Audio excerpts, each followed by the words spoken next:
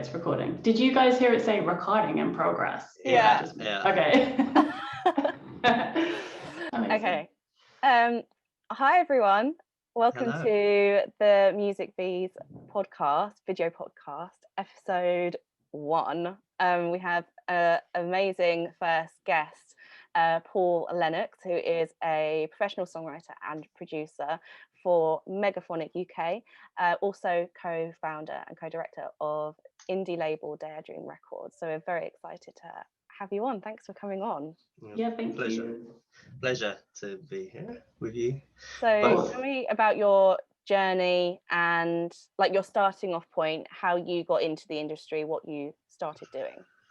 Okay, so I've been an adamant drummer since the age of about 11. Got into drumming, and it became a bit of an obsession. And joined bands, as you do, playing all over. Battle of the Bands is. Eventually got into playing all the pub gigs. And then I actually grew up in a country called Bermuda, and when I was looking at higher education, my sister-in-law told me that there's colleges that enable you to learn contemporary music, which is kind of exactly what I was doing at that time, which was band rehearsals, band branding, professional development in the contemporary music industry, which at the time kind of blew me away, because at the time I was considering either a jazz degree or a classical degree to study music, and neither really kind of like suited me as a musician. And so yeah, I ended up moving to Portsmouth and going to Chichester College and studying popular music, a diploma in popular music, and then I went to BIM and did a HND. They don't do that anymore, but it was like a diploma, higher national diploma, and then I ended up doing a degree in performing. And that was quite a while ago now. I graduated in 2007, did a teacher training qualification, but in the interim, I also branched out into music production and songwriting. So I've been doing that for the last kind of decade, and that's now the new obsession. Still performing quite a lot. It keeps me playing, but now the focus really is songwriting and production. So I've been at it since the age of 11. So it's been quite a while. Wow. Yeah. Awesome. I didn't realize you went to Chichester College. I went to Chichester College. Did you? Yeah.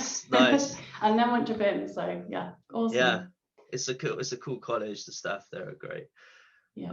I enjoyed my time there a lot. Yeah. Awesome. So so did you knew from a young age then what you wanted to do? And I relate, because when it came to GCSE, I didn't want to do music because I felt like it was too classical. It just wasn't that pop rock industry kind of vibe that I wanted, and that's when I ended up doing BTech. So yeah, I feel you there. So yeah, have you always known that kind of path, or it sort of you had answers that came as you went along? Yeah, well, I guess being the age I am, when I was studying GCSE music, it really was a classical syllabus. And it only really put me off a little bit. And then obviously when I learned about BTECs and stuff, I was like, oh wow, there is potentially a career path for me. And yeah, I knew from a young age that I loved drumming, and I simply wasn't interested in anything else. And that has been a kind of consistent theme throughout my life, is one intense interest, and everything else just falls by the wayside. When we were at school, yeah, like you say, I did music as well, and you'd have your kind of genres that you listen to at home, and then you go in and be like, okay, we're going to talk about Indonesian music and Indian raga, and I'm like, I don't want to do this. And then even in a careers point of view, if you said I want to be a singer, it wasn't a proper career path. You wouldn't say that. So yeah, I was the same boat when I went to BIM. I was like, oh yeah. How many times have you guys heard oh, have you got a plan B? Yeah, more often than not. Although I came from a very supportive family, luckily, and my parents were actually proper cool about it, because I think they knew that by me having this quite quite deep interest in drumming and subsequently music, that it was good for me, and it was good for me. And so I think in their eyes that, if he's happy type of thing, well, let's see where this can go. And luckily, in the, what would it be, early noughties, so around 2002, there seemed to be a lot of these colleges popping up that offered these courses, and catered to an industry that is thriving and that is completely relevant. And so I think I was extremely lucky to have fallen into kind of the more vocational side of musical education, which is more applicable to my own personal desires and interests and skill set as well. Do you, sorry, I know we're kind of veering from industry here, but I just had a question. Do you feel like you had enough career guidance, as in education, people were giving you options of, oh, okay, if with this skill, with this course, you can do this and this and this? Or were you kind of, because I know I was kind of hazy about, like, I knew what I enjoyed, but I feel like, I don't know, being like a career advisor is something like I think I kind of want to do when I'm retired or something, just because I feel like there's so much more that can be done in that area, especially within like creative industries, because like the world is your oyster. Like there's so many creative options for careers. Yeah, I think I've got to be honest, at the time I think I was literally on that border where nobody knew about these courses, and they potentially existed at that. I don't know when colleges like Tri College and BIM, I don't know when they really came into existence, but I feel like it was like late 90s or whatever, but I could be completely wrong. But with these more vocational BTEC courses, I don't think many people were aware at that time when I was in high school, which was, around the millennium, turn of the millennium. So it was so like a day over 90. I think I graduated high school in the year 2000, and then sixth form 2001. So at that point in time, going to a rock college or a pop college or whatever was like, no, it was either you went to Berkeley or Leeds Uni. There was, and at the time I was thinking, well, neither of these, I would fail epically at those kind of unis, because what I'm good at doing is playing drums and MD in bands, and what are my interests? Well, it's, at the time it was Green Day, Slayer, Pantera, so then I guess I did think that this would be the thing that I do on the side potentially, although I didn't have any alternative interests to go into careers wise. I did like something in IT, which I remember I got a U in. I literally was extremely, completely average and uninterested in everything else at high school, and I was lucky to really pass the other subjects. But music, has always been that focus for me. And I think it's a really difficult thing, because like at school, like even I was teaching my songwriting masterclass, and for the younger set, they said that they didn't really do music in school at all. And I was like, what? Like, yeah, we don't really do it. And I was like, what? How? Why? And even like going into secondary school, there's so little knowledge about music and the industry itself.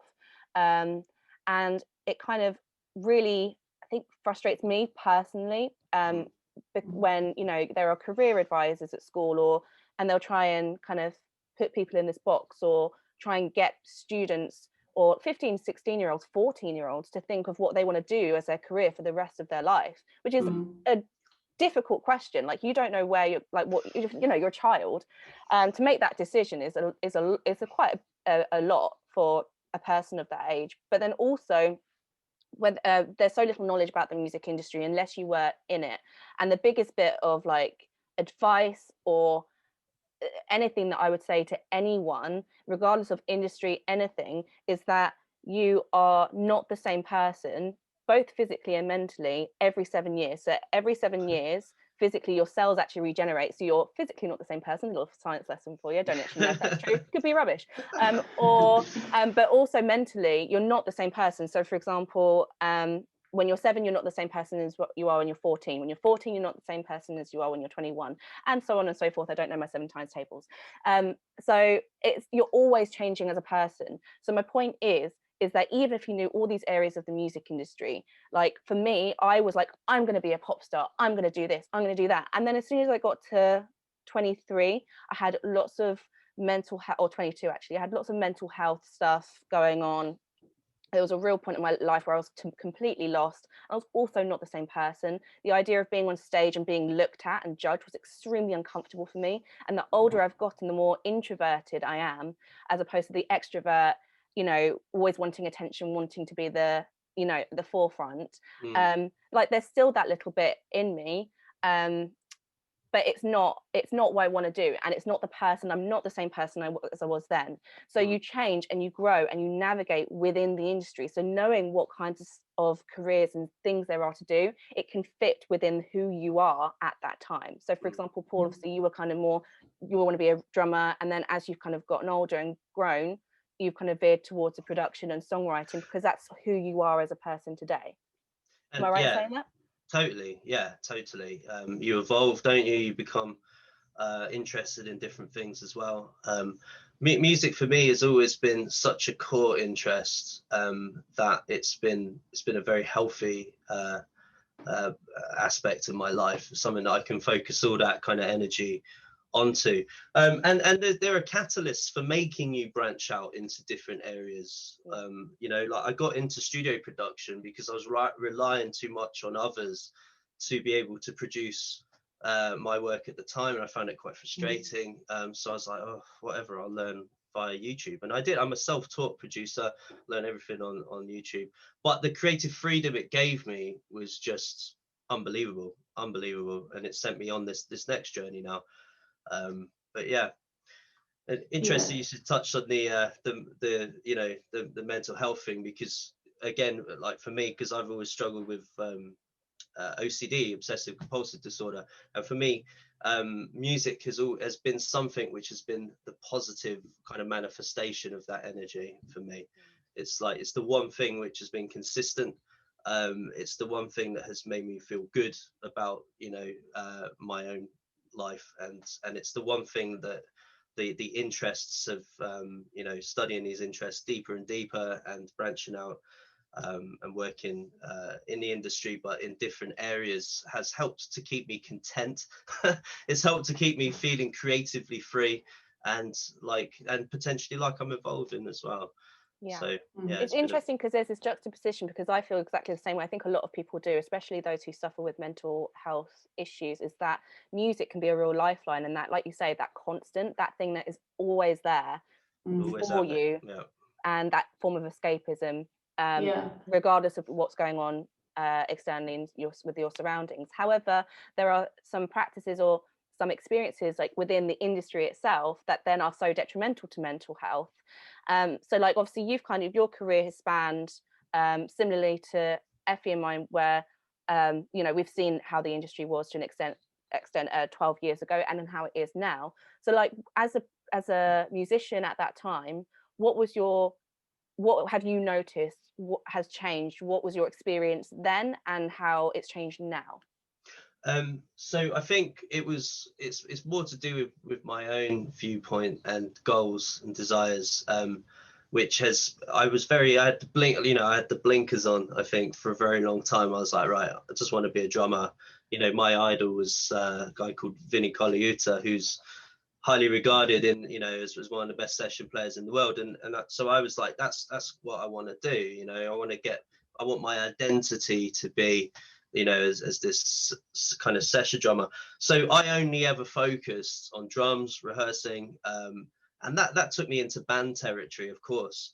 And I never saw my place as being either a producer, teacher, songwriter.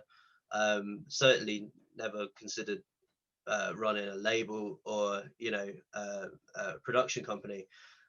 But I think if I hadn't have been so blinkered at that time, I think I would have realized that there was a hell of a lot more opportunities out there for creative kind of involvement. So I think really it was more, but the last 10 to 15 years, well, potentially even longer, 20 years, the home studio stuff, as you can see here, like that has become so accessible now. I told you earlier, I'm a self-taught producer. I learned for free on YouTube. It took a long time, but you know, the opportunities are out there, and it's you know, there's so many different courses, there's so many, you know, there's so many different ways of accessing that skill set, and really, you know, yeah, I would say that potentially, you know, those opportunities existed even 15, 20 years ago. I was probably a little less kind of aware of them, as I was only really focused on one thing. But it's certainly the case that the industry has become more accessible, I would say. Yeah. You can learn this stuff today if you wanted. You can buy some equipment which isn't going to break the bank, which will get you up and running, learning music production, using songwriting today, potentially. You know, at the college I teach, we sometimes use a thing called Soundtrap as well, which is an online DAW. There's so many resources out there, you know, to learn. So yeah, I do think that the industry has kind of opened up like that, and especially if you're looking to become an artist. We've all heard that term, like the gatekeepers, right? Within the kind of old school stereotypical music industry, where you know, people say, oh, you need luck and this, that, and the other. Whereas nowadays, I do think that if you're a driven person, then you could, you know, you can become a successful artist off of your own back. You know, it takes a hell of a lot of work, but you know, you could use websites like Fiverr. You could get someone to do a logo for you. You can start reaching out to the community and getting the content together. You can learn to self-produce and release your own content. You know, you can learn to market yourself through social media. And yeah, these things take a little bit of time, but the point is, you can do all that stuff yourself if you're driven to do it. You know, that's the biggie though. It's or even like outsourcing people. Like for example, if you didn't have the time or necessarily want to learn how to produce or anything, then you could go to, say, you or a producer and be like, this is what I want to do, blah blah blah. Or you could go to a branding expert like Effie and be like, I need help. Or you could just go to someone to mentor you, like this guy, and be like, I need help. And I'd be like, okay. And then by doing that, you're building your connections. You're getting to know more people in the field, in the industry, and you're networking as well as building your own brand. Yeah, coming back to what you said about luck, I think it's that thing, isn't it, of you create your own luck. And I think it is being driven, it's working hard, it's expanding your network, it's like giving yourself the maximum opportunity to get opportunities, like put yourself out there. The more positive you are, the more connections you have, all that is going to enable you to go further. So yeah, I think there's a book called The Luck Factor, which I'd recommend for anyone who is maybe either self-employed within the industry or an artist who just wants to like maximize their opportunities. I think that's a really good one in terms of that. I think as well, like as an artist or whatever you're wanting to do, you need to see it as your business. Like you wouldn't just set up a business and then think, hope for the best. Like you would have to invest your time and your money into your business to actually get it to grow and succeed. And it's exactly the same thing as an artist. You know, like back a decade ago, over a decade, even like in the 80s, that you hear stories about, like, say, I think it was Sade and like other artists, and they were discovered on a bus, and then they were signed immediately because of their look, and then they had these number one, like it just doesn't happen anymore at all. So you know, you can't kind of like expect just to have the talent and then get discovered. Like it won't work like that. No, I think, you know, that might be the case for such a small percentile now, but like it's, you know, it's quite well known now that indie labels in particular, they won't, like if you approach them and you're submitting demos to them, the first thing they're going to do is look at your content, look at your social media stats, and you already need to have some indication of your work ethic, and your branding and this, that, and they want to see that you have an idea of what you're about. And you know, that these are core indicators to whether a label will even work with you anymore. Like, you know, that's from what I've been led to believe by chatting to other labels. So this whole thing of like literally like going from singing in a shower to, you know, playing Wembley Arena or whatever, it's like back in the day, especially like if you went through that kind of process of something like a TV show like X Factor or whatever, you know, potentially that stuff still exists where they can see some core talent, but there's been no kind of development or whatever, and somebody might just do that for you or whatever. But the thing to remember is that's, you know, multi-million-pound budgets you're talking about there. The likelihood of that occurring to the everyday person is slim, but that's not to make people feel like the, you know, that you know, that's a negative thing. In becoming your own artist, if that's what you're trying to do, you know, doing stuff like coming up with logos, coming up with the, you know, the content, all of that is a very creative process in itself, and you can take a lot of pride in that. And for me personally, when it comes to my own stuff, it's that realization of an aesthetic which is truly personal and unique to yourself. Being able to kind of create that is possibly the most fulfilling thing I've experienced.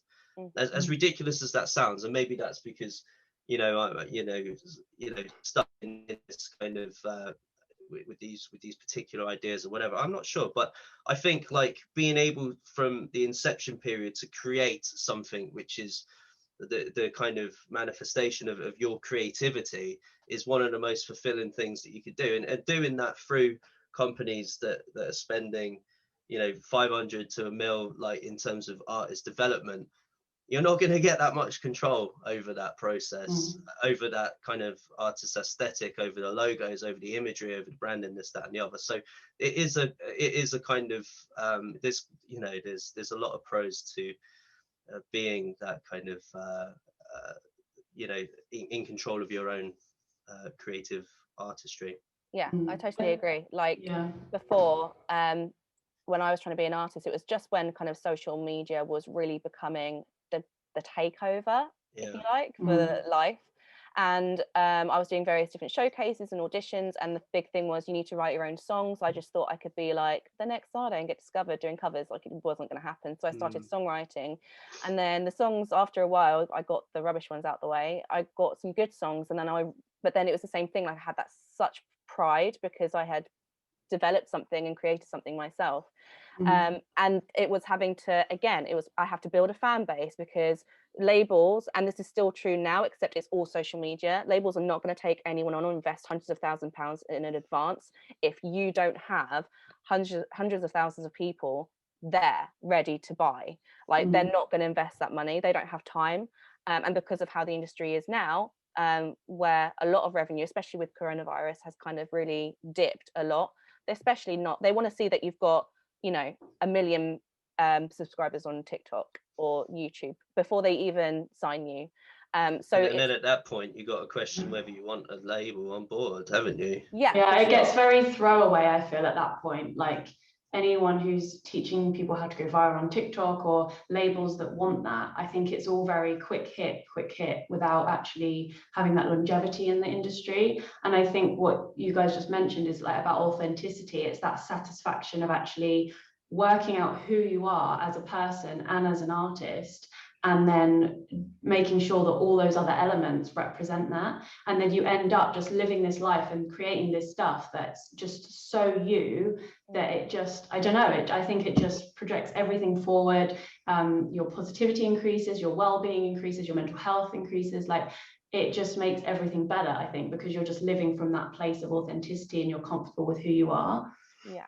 And there's that saying of like working smart, and I know it's like, it's a bit boring, and like, you know, it's not the fun part of music, but if you know regarding contracts or touring and all like the backline stuff, if you have all that knowledge, even though it's not, if you're a singer, you think, I don't want to know it. If you know it, you're going to be in such a better position, and you're going to be a lot further in your career than people who haven't got a Scooby.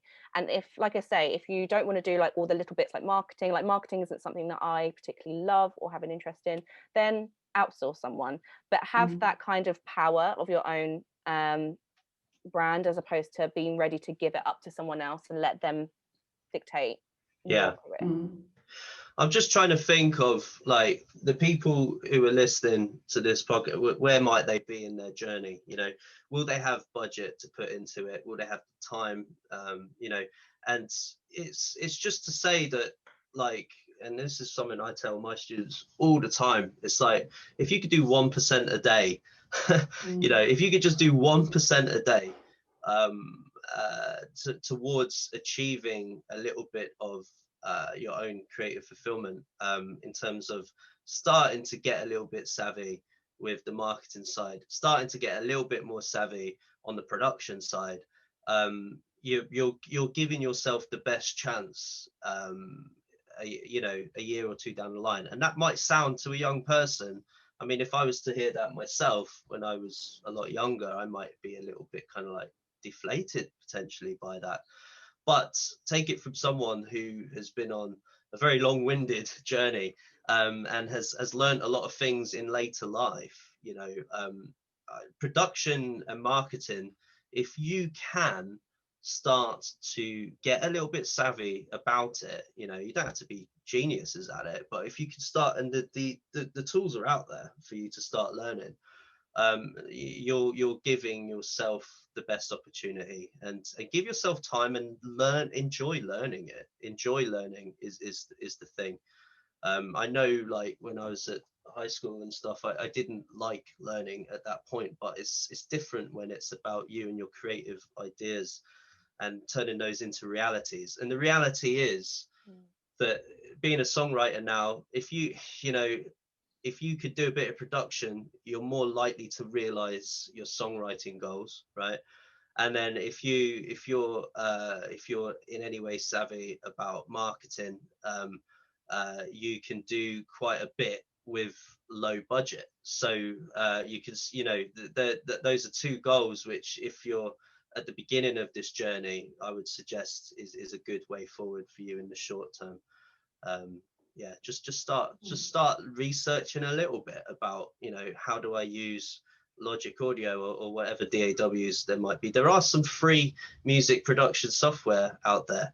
Off the top of my head, I can't think of what it is. I'll have a look and see if I can remember by the end of the podcast. But you know, and there's loads of YouTube videos as well where they teach you about, you know, marketing as well, social media marketing, and you know, just to be able to start making footsteps towards that is, you know, as important as the songwriting and the artistry and the photo and all the kind of more fun stuff that comes with it. But yeah. So for people who want to be producers, would you recommend learning from YouTube or doing a course, or just literally doing what's right for them, and it could differ between each individual? It's a good question, because the YouTube route might not be the quickest, and obviously there's some brilliant content out there, but there's some rubbish content out there as well. I mean, I learned as I went, so I dipped my finger in, and I started doing a bit of MIDI programming, which is, you know, drawing all the MIDI into the piano roll, and starting to get, you know, virtual instruments to play the parts that I was hearing, and then eventually you get into the kind of the audio recording side of it. I teach a lot of producers, and I know that for young songwriters, production is one of these things that they either love or hate, and I think it's because it's perceived as something which is, you know, a highly difficult task. But I think if you're in any way musically inclined, which most people probably listen to this are, I think you'll find that with a little bit of playing around, you're natural musicality will kind of direct you, you know. But yeah, and then when you come across an issue like, I can't hear the microphone, what's going on, there's you know, you can start to troubleshoot those problems, googling it, looking for YouTube videos about you know, how to create an input within my DAW, digital audio workstation. You can start to firefight these issues as and when they arise. But also, you know, the amount of people that do music production nowadays, I dare say that you've got a friend out there somewhere who you could just pick up the phone and be like, yo, help me out on this, what is going on? My brother does it to me all the time. I'm always on, like, through Zoom, right? I don't think I could do it now, but I can take control of other people's DAWs. So like, he's on Cubase, for instance, I'm on Cubase, and when he's got an issue, we'll get on Zoom and I'll take over his computer momentarily and look through and see what's going on and be able to fix the issue for him, and then he moves forward. It's so cool. Like, you've done it in a meeting before, like, oh, I'll show you, and you're just doing stuff on my computer, and it's like, because I'm just like 31 going on 81, like, you know, that bit of Matilda with the chalkboard on the thing that's doing it by itself, and I'm just like, what is this witchcraft? What's going on? I know. It's a bit terrifying, but it's great. I mean, I've got to say, over a year ago in March 2020, I'd never heard of Zoom, right? No. And now a year later, I'm doing degree lessons on it, where I'm sharing audio from a DAW, where I'm using stuff like Padlet, and I'm using all these different online resources. So it's just to show you that if you know, learning new stuff doesn't have to be a daunting task, and before you know it, you're becoming all right at it. So yeah, back to your question, Effie, for young producers or songwrite, and I always say to the songwriting students that I teach, I always say, learn production. You know, if you could create a demo of your own song, you're gonna, you know, the two kind of go hand in hand nowadays. So you're gonna give yourself a great opportunity if you start learning music production. But yeah, I would say, you know, don't expect to be brilliant at it overnight. Give yourself a little bit period of time to do it, and you don't have to go in all guns blazing. Just get better at it slowly over time, and enjoy the process is the important thing, because when it feels like a chore, you just won't do it. You know, you just got to think, oh wow, this is a tool which can help me realize my creative goals. And that the power of a DAW like Logic or Cubase or GarageBand even, you know, the creative freedom it gives you, because nowadays songwriting does rely quite a lot on production aspect, you know, being able to create unique samples using crazy effects, reversing sounds, this, that, and the other stuff that we just didn't have kind of 20 years ago at our fingertips. We do have that at our fingertips now. If you wanted that kind of stuff back in the day, you know, you needed a massive budget and a professional producer in a studio. So it is an opportunity. See it as an opportunity, and just start doing that 1% per day, and you'll be laughing in a year's time. Yeah, like, I was not doing that. I used to play with GarageBand and just turn my voice into a chipmunk, so I was not using that 1%. I should have done. So everybody loves doing the chipmunk effect, right? It's why the hell not? So finally, I wanted to ask, obviously you mentioned 2020, obviously that's been a huge year for just stuff crapping all over everything. So what was your kind of experience? I know that obviously we were all in the same boat. We were like, what is Zoom? What do we do? But obviously we've kind of got into a flow of a new rhythm now. But how do you think that's going to impact the industry going forward? Like, how do you think it's going to affect you positively in your career, or do you think it's just going to go back to normal? Like, what are your predictions for you? What do they say? Necessity is the mother of all invention. So we're pulling out all the old school quotes today, right? And it's necessity is the mother of all invention. In other words, like, when a pandemic hits, there's a lot of creative involvement, and I think we've just seen that. I do a lot of teaching, and overnight we had to go from teaching in the classroom to what is this thing called Zoom? You know, it was literally like that, and we had to deal with it. It was an FE college, so we just had to continue, and the teachers did, and we used, I mean, we're all self-employed musicians working at college, and we're all creative people, and we applied that creativity to how can we deliver an engaging, interesting lesson online. And then suddenly all these new platforms became known to us, and now we're back in the classroom.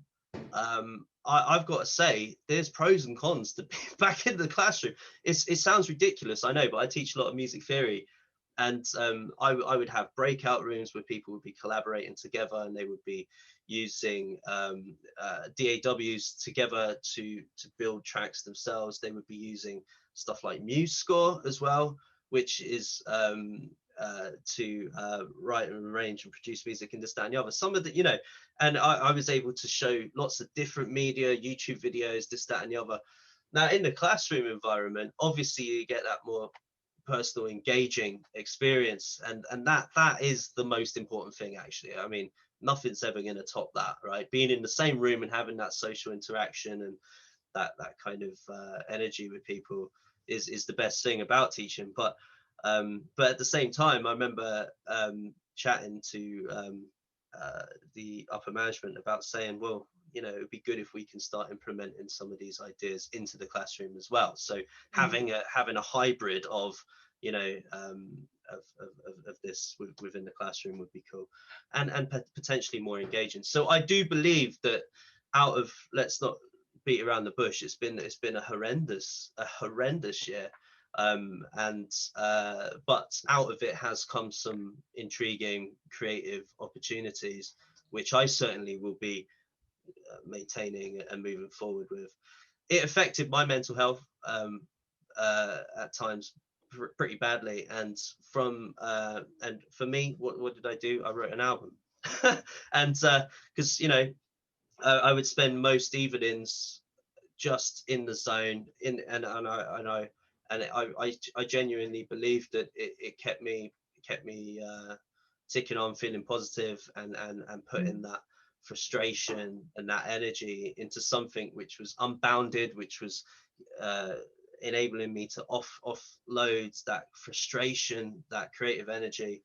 And it turned out to be quite an aggressive album, but it's you know, it's still, it was again a positive kind of manifestation of a very difficult time. And I know that for a lot of people, you know, like my sister, for instance, she's suddenly now a painter. It's just like, wow. You know what I mean? It's like, and there's people that are turning to the creative kind of arts to help themselves through what's been a difficult time, quite a boring time as well, like self-isolation. It's like, you know, being able to put up with yourself in a you know, I was practically in this room for a year, and you know, in that scenario, we do need to tap into something which is self-fulfilling, you know, and I think we're very lucky to have that. And that's why I do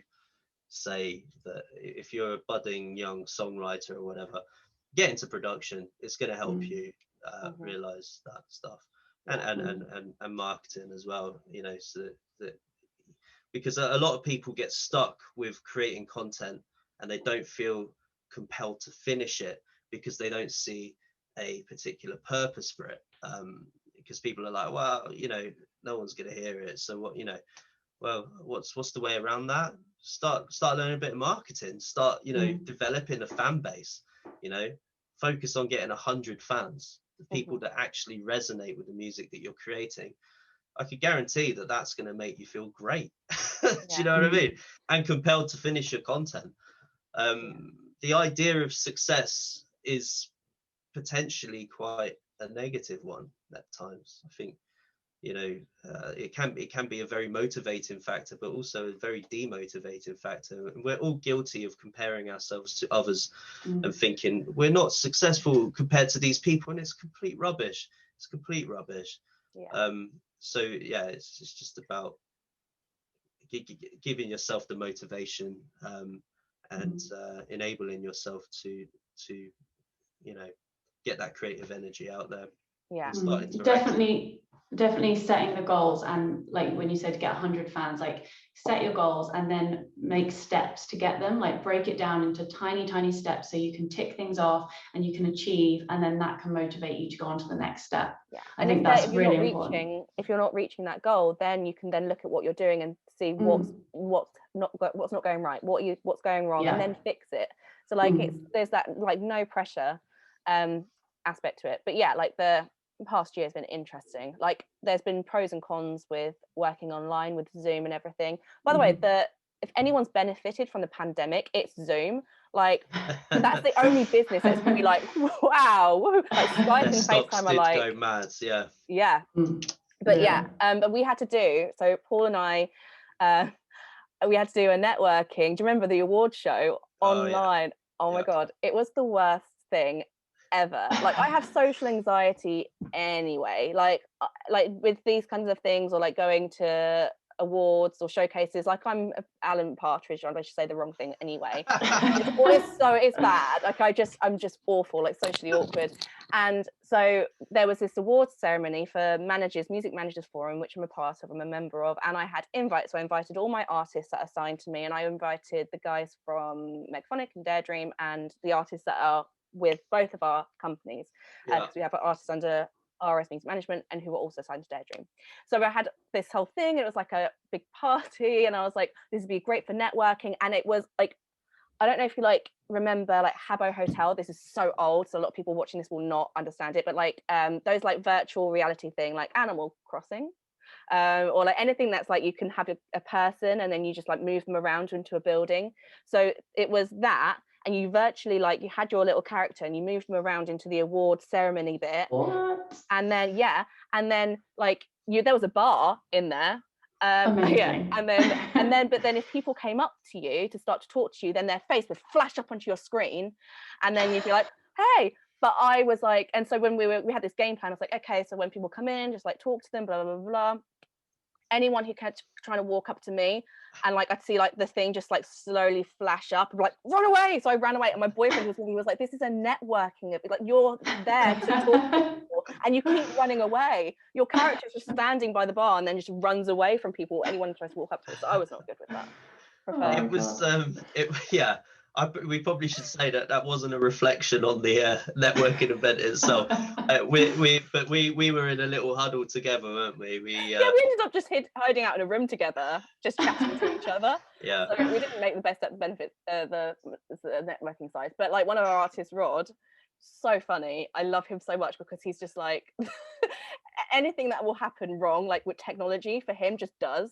And so he came to this thing and like all the lights were off in his room for some reason, and so he had to use a torch on his phone lit up, so he looked like he was in the video of Bohemian Rhapsody with like the lights shining up. So anytime someone would walk up to him in this networking thing, his face would flash up and it'd be like Bohemian Rhapsody just looking back at them, and they're like, oh wow, that's interesting. Like I like what they thought that he was doing this kind of artistic thing, and he just wasn't. He just could get the lights to up. Oh, amazing. Yeah, I mean, adaptability is key, isn't it? I mean, you just have to like ride out those moments, and that's an amazing story. So that good came from it as well, as obviously the networking. Yeah, I'm glad that the embarrassing moments that happened. Yeah, you just got to try new things and look at what works and then adapt going forward. Yeah, no, definitely. But yeah, I think that the past year has obviously brought a lot of creativity in lots of different ways, and a lot of togetherness as well, especially in the musician kind of field. And so now that things are kind of opening up, we can get gigs back on, and we can, looking forward to that. Certainly looking forward to that. Yeah, I think like people's priorities would have changed as well. I think we've all learned, like we've built connection, like deeper connections with certain people, and maybe other people have dropped off. And I think just our priorities in general, like time for ourselves, time for family, like spending time at home, like I think we're just going back into the world that's opening up with like a new perspective, and just we're going to make more time for the things that are important, I think, as well. Yeah, completely. Yeah, that's a very, very good observation. It's been really lovely going back and just socializing with at the college again, a bit of social interaction again, and you do realize how much you've taken that for granted. So we could get so caught up in all these other things, can't we? And I know I certainly do. And then just to actually go and hang out with a mate and like we're going for a drink on Wednesday, aren't we? And I think it'd be the first time that I've seen you not on a screen in over a year. It'd be like 4D Paul, like well, at a distance. Yeah. Weird. Yeah, it is, but it's going to be good. Yeah, we can move forward finally. But it's like, the other thing is that during the lockdown, we've been very proactive in the areas in which we could be. So that kept us ticking on as well. Like, so we've been producing a lot of content and writing a lot of content. So it keeps your mind focused on positive things, and hopefully later in this year and beginning next year is going to be, the fruits of that labor kind of coming to the forefront. So to finish off, like, what's next in store for you, Paul Lennox the third from Bermuda? What are you doing in, like, now? Like, are you working on Megaphonic, Daredream? Like, what's happening in your life? What are your goals? My goals. I'm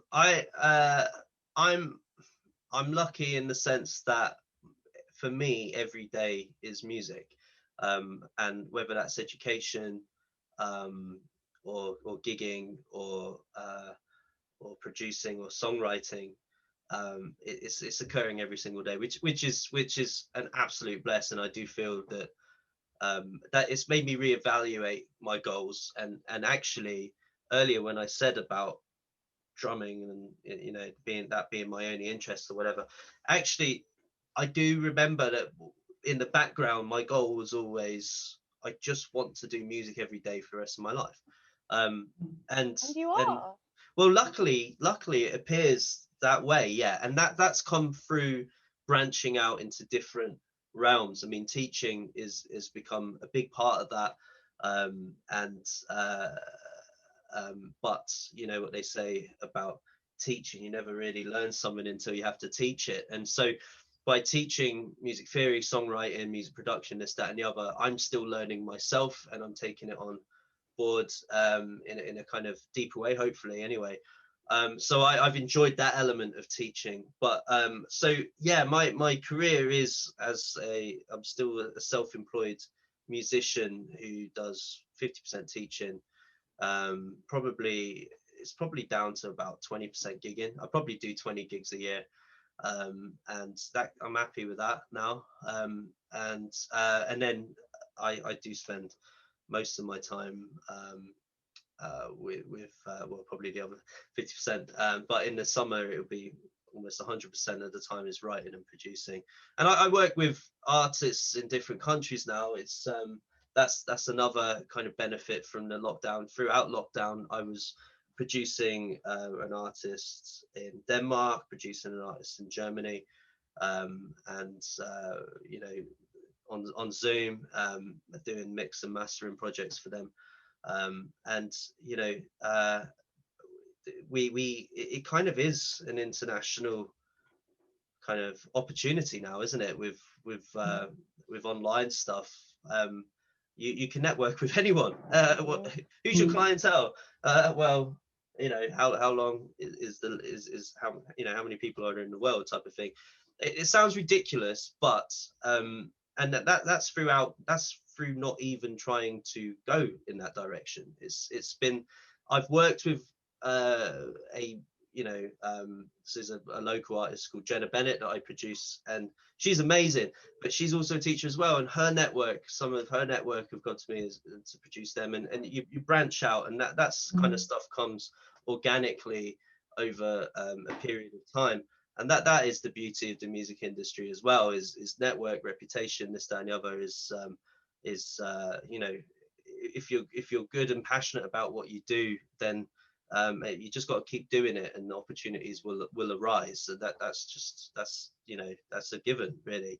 But yeah, so my goals really is the label is the real important thing now for the foreseeable. And me and Greg, we've got we're working heavily now on the marketing of that. We've spent the last year and a half creating the product, producing the product, and it's nearly at a point where we're going to start releasing. But we've got two amazing artists, haven't we, Rose? We've got Rod and Ksenia, and their content's amazing.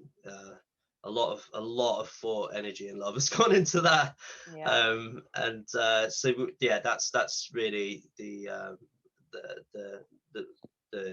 medium to long term goals now. As a performer myself, I'm quite happy ticking over with. I play in a Queen tribute band. That keeps me gigging. We do tour. Luckily we get to do some international touring. So I'm quite content with that, and that ticks the kind of drummer box for me. But actually, as an artist myself, I am I've got a new album which I envision finishing in probably July, I should imagine. Nice. But yeah, so yeah, I don't have any kind of big desires for that necessarily. I'm just doing that for the love, really. But yeah, music every day, really. That was the goal, and luckily for me, that is kind of what's occurring at the moment. But I must stress that if anybody's thinking, well, it sounds like you're doing loads of different things and I wish I could do that one thing or whatever, that has come from just 20 years of doing. Do you know what I mean? So it's like these things happen organically. All you've got to do is be passionate about what you do. You know, in the music industry, reputation is the most important thing. If you're perceived as someone who's negative or difficult to work with, you know, it's unfortunate, but it's true. But there's a lot of people that, you know, that can kind of be subbed in. You know, we've seen that. We've been on tour with bands a lot, and that goes with engineers and this, that, and the other. But if you've got a really positive attitude, and you're great with communication, in other words, you know, replying to emails, text messages, being there, being personable, I've got no doubt that you'll find your way in the music industry. Be open to other opportunities where your skill sets might align in a slightly different way. You know, being open to education, like teaching others what you do, and also, you know, if you know how to produce, there's some engineering knowledge which comes with that. You might want to, you know, consider doing some sound engineering stuff. I mean, it really, there's a lot of transferable skills within that industry. So yeah, I would just say keep your options open. I have what's called a careers portfolio. So it's lots of different elements within the music industry. That might not suit some people. Some people might just want to do one thing and do that really well and make that a full-time thing, and that's cool. But the careers portfolio thing as well is a good way of making a living within the music industry. You know, different ways of creating income that accumulate to one overall living wage, and that's what I've been doing for the last probably 10 years, I should imagine.